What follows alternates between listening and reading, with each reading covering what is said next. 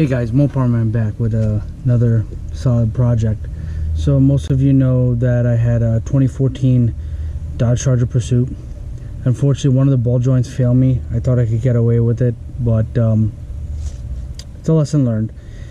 And I'm sure we've all been there. You know, money's a little tight, so you try to squeeze by.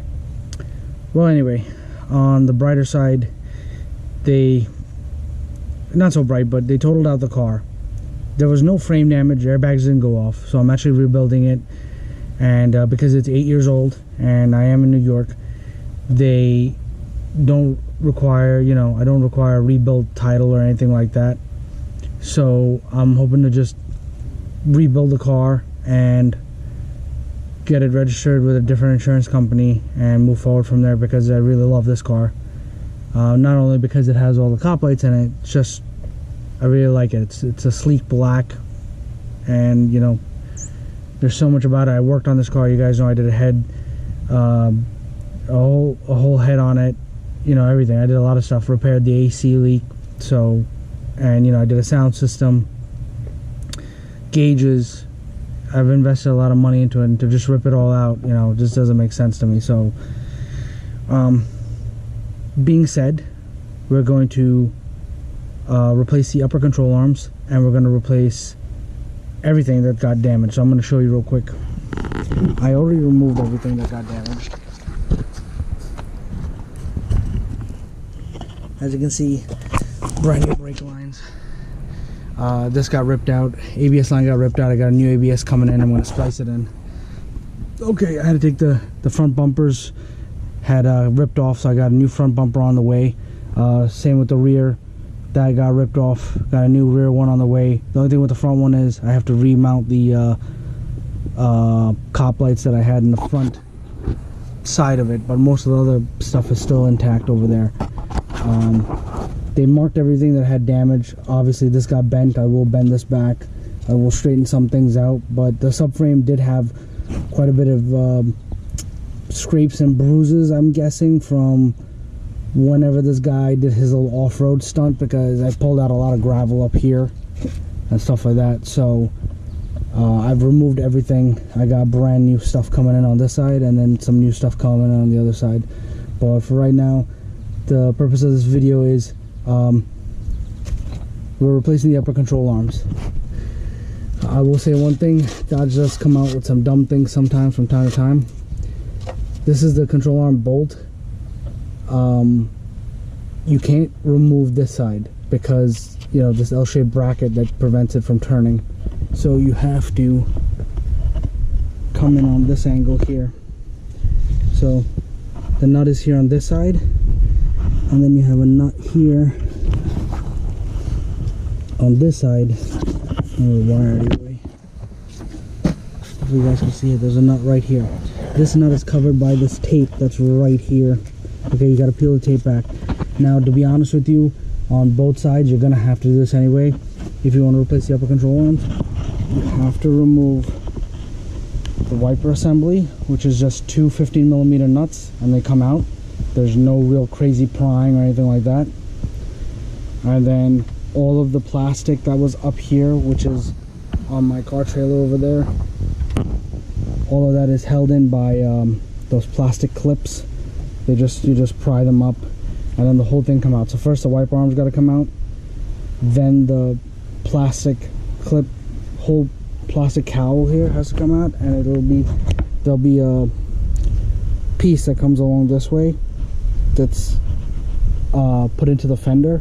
You're gonna have to remove that, and then the other thing you're gonna have to remove is once that's out of the way, this over here unhooks. As you can see, it hooks. There's a hook here into the wiper control assembly.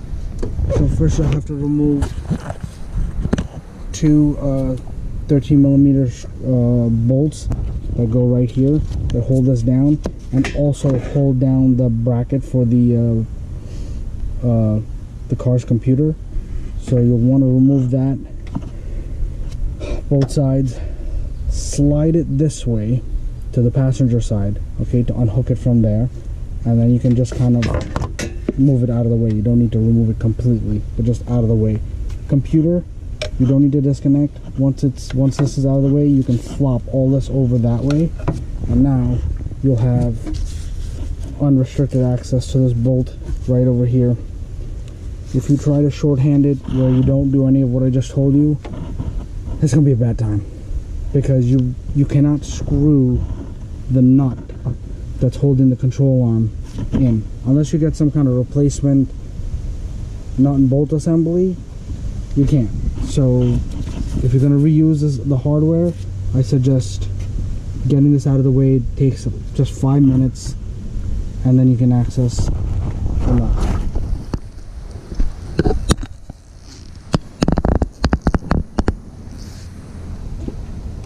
So I'm going to put a ratchet on that, hopefully.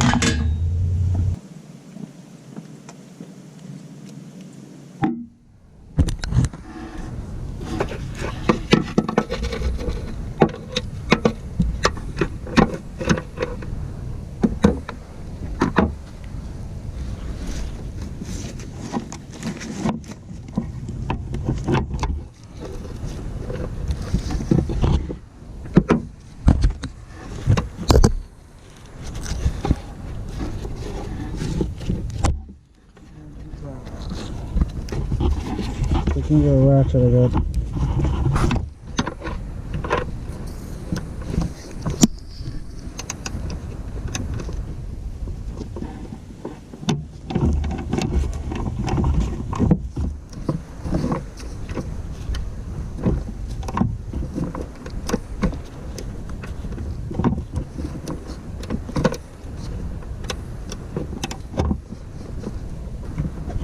What makes this challenging is once it gets loose, that little L-shaped bracket is supposed to hold that nut in place so you could ratchet this, tends to move. So that's why using a wrench is going to be difficult, especially the box end of it.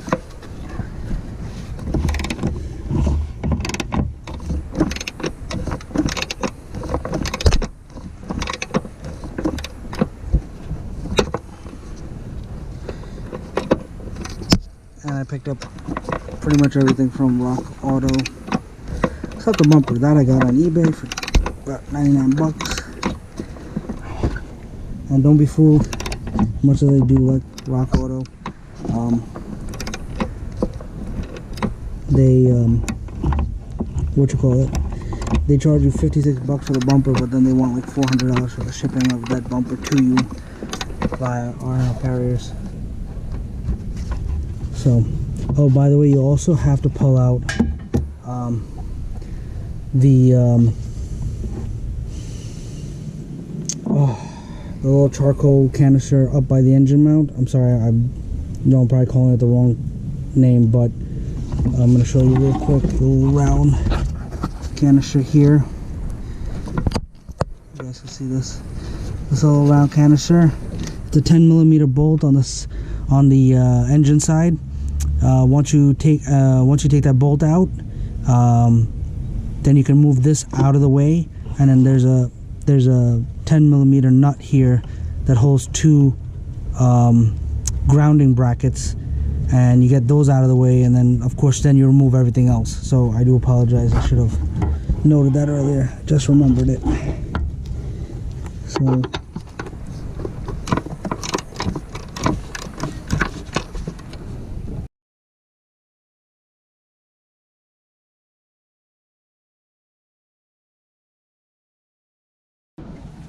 I got that bolt out.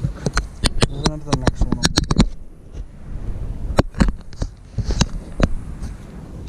here, which is on the side. Now this one is probably easier because of where it's located. And get yourself a set of ratcheting box wrenches. Gonna be a lifesaver.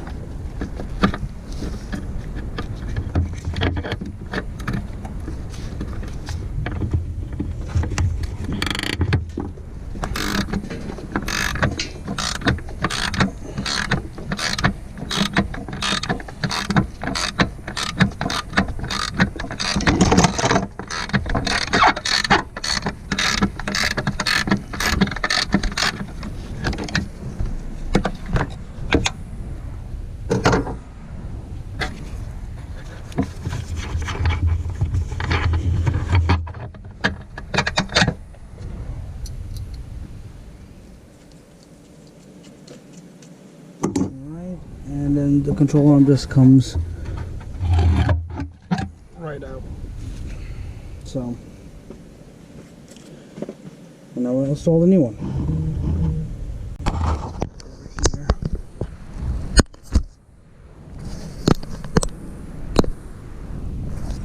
You can see what's going on.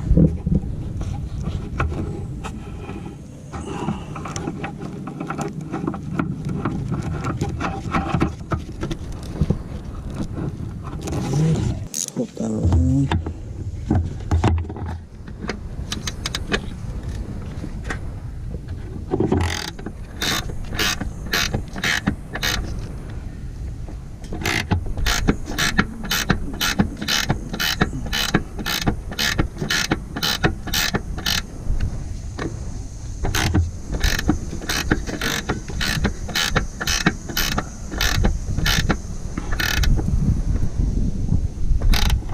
What I'm going to do is I'm going to hold it up to where I believe it was. And once it gets tight, it'll be right in there.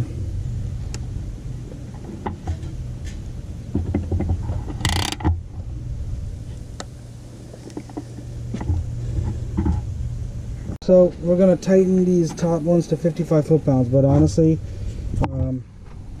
given the time restraint and whatnot that I got going on, we gotta, I would have to move this assembly out of the way in order to get the torque wrench on it. So with this one, I'm going to put another wrench on that, and we're just going to make it tight.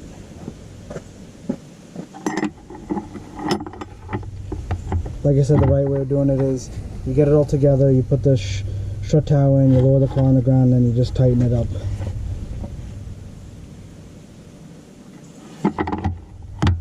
So, I'll tell you the right way to do it. I've done so many on so many different cars, and I'm kind of just over that. On this side over here. This one I could use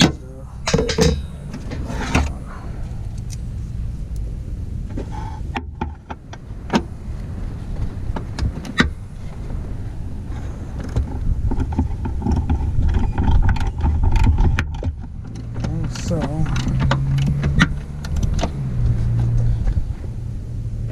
kind of know where the control arm sit.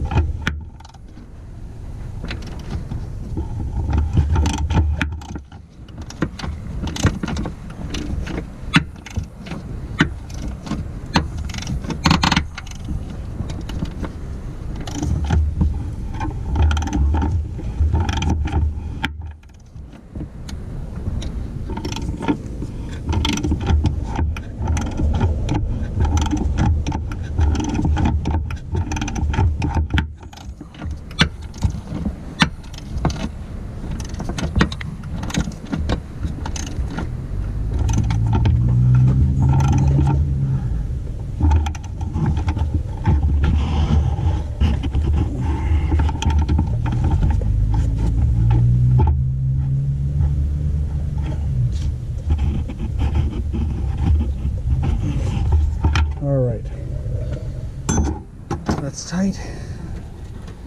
So now we're going to install everything else that needs to be installed in this car. I'll bring you guys down with me. Hey guys, welcome back. We're going to do the passenger side, driver side control arm, and walk you through that.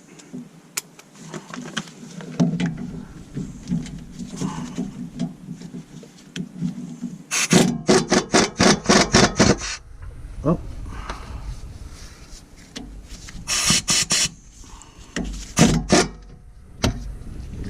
There you go. That's loose. That is an 18. I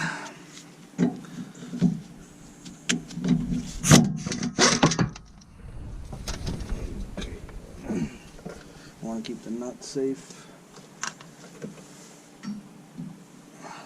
Alright, and then obviously get your hammer.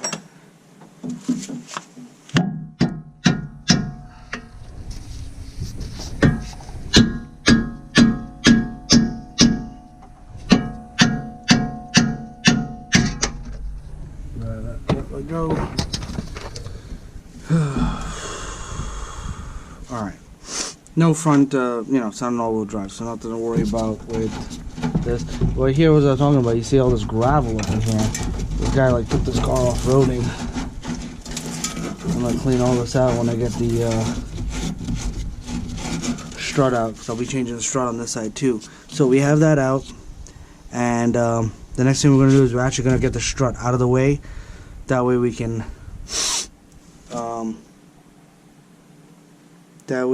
get the control arm out. Otherwise the bolts ain't gonna slide out.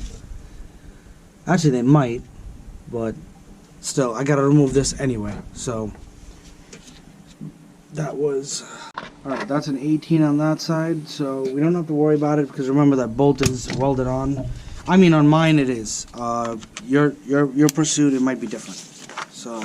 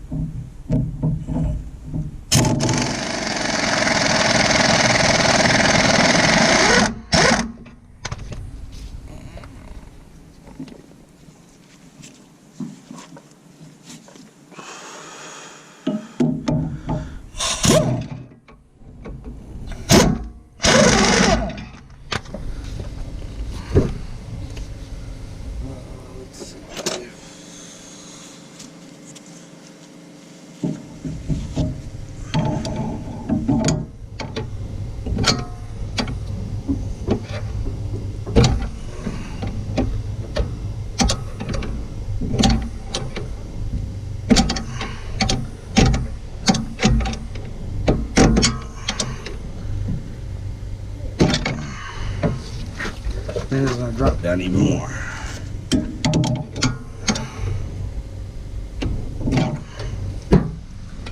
I gotta get a right back in a jack.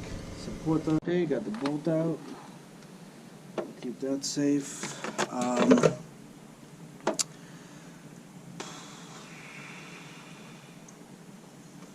Let's see if I can get that.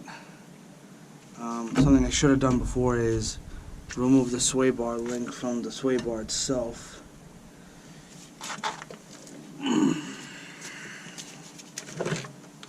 Let's see.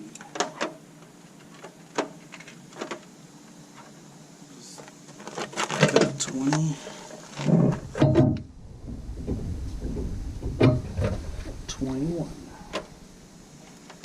Blackjack.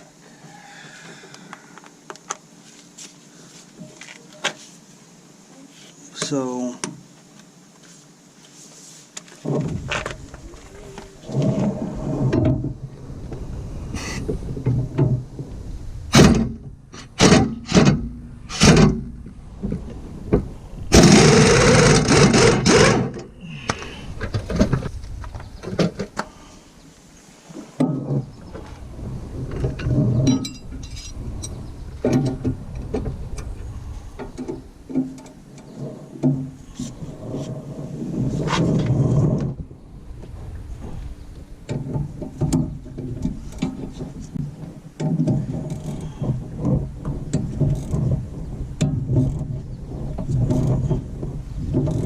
you can hold it with a 10mm on the end, as long as it's a ratcheting one, and do what I'm doing.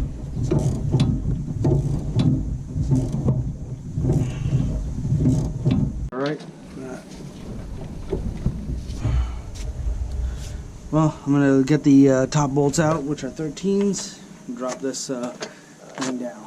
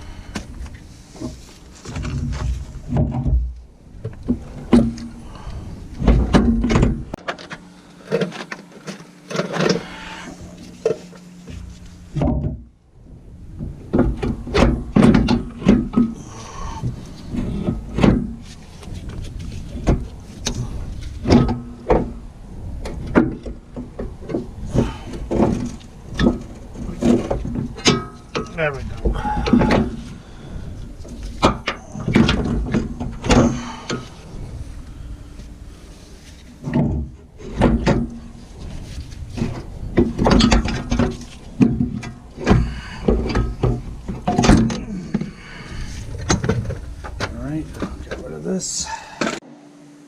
There we go. Hopefully that helps. These look like 10mm bolts.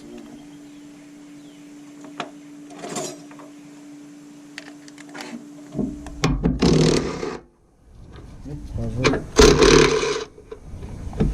210s, I want to say that. I don't need.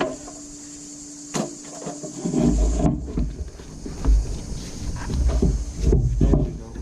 So remove the 210s, and voila, the whole coolant reservoir comes out, and we can actually probably use an impact on this thing.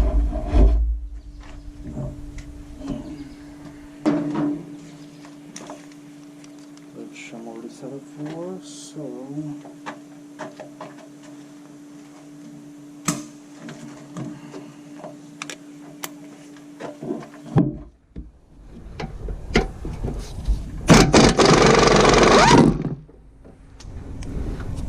that falls around.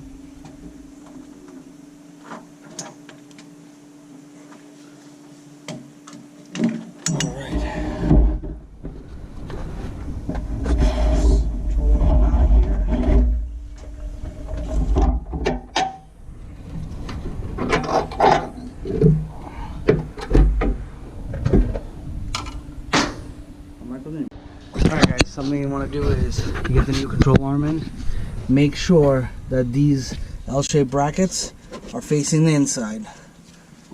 They're facing, one's facing this way and one's facing this way, because when you start to tighten, it's got to catch the metal so it holds everything in place while you're tightening this up.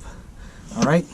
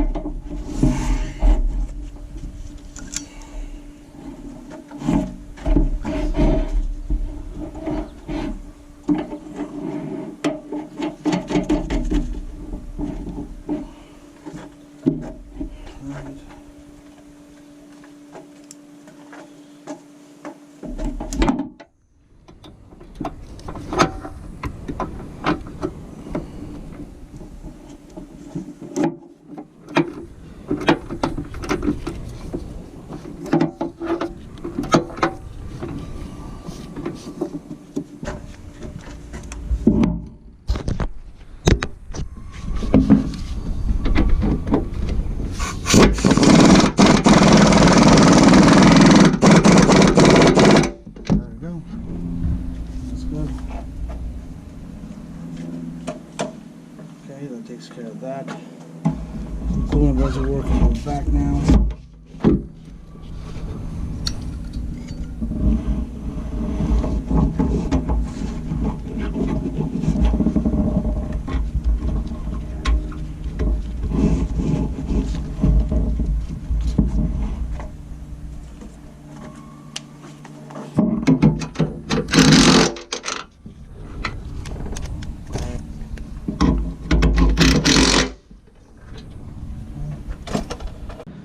Alright, so we put in the strut now.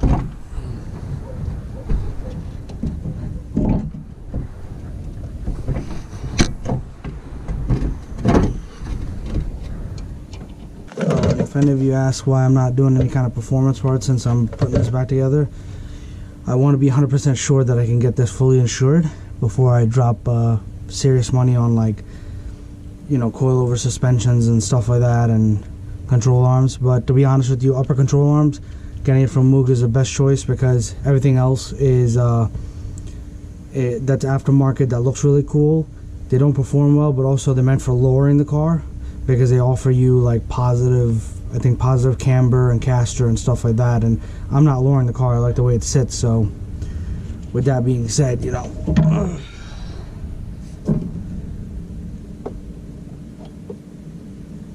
I definitely don't want to blow on this thing.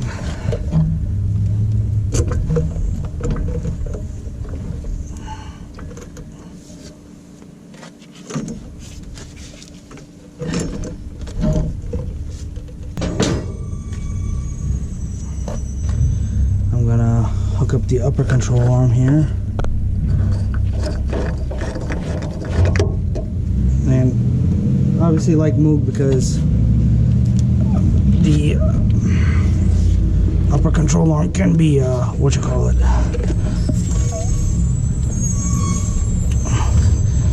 can be greased.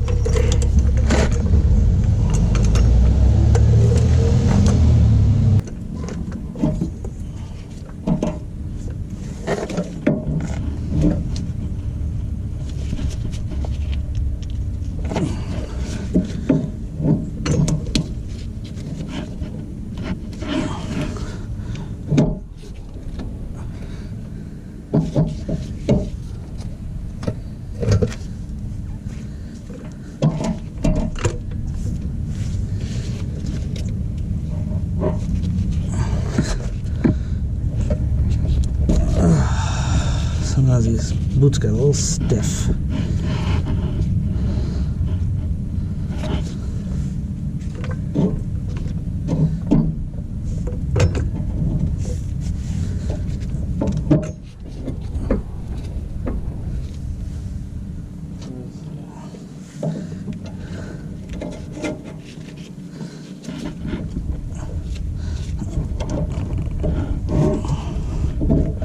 There we go.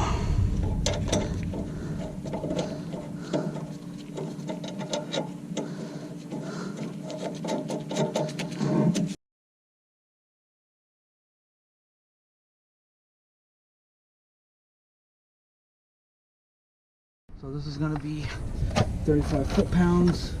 This is plus a 90-degree turn. So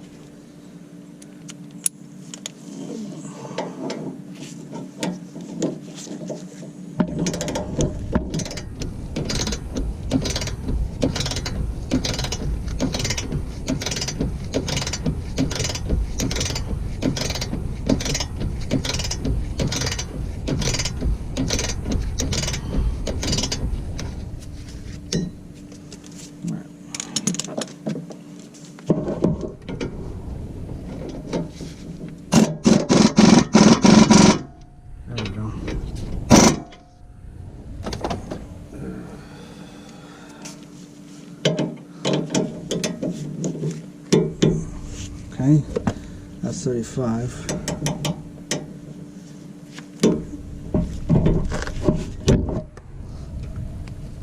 Plus 90. There we go.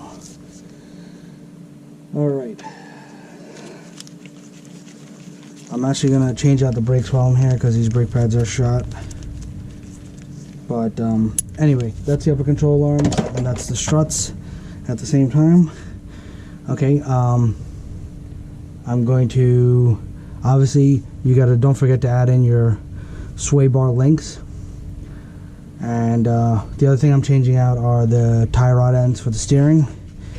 I'm gonna swap those out. So stay tuned, we're gonna do brake pads next. But hit that like, hit that subscribe. I appreciate you guys for watching. Stay tuned for more videos. Hey guys, thanks for watching. Please hit that like, please hit that subscribe, and stay tuned. We're gonna be throwing in the rest of the components for this. So if you are in the same predicament as me, or you just want to know how to do something, I'm gonna show you these videos on this car. It's a Dodge Charger Pursuit. So I'm gonna throw in the specs for the torque specs for the upper controller. But like I said, hit the like, hit the subscribe, and stay tuned for more.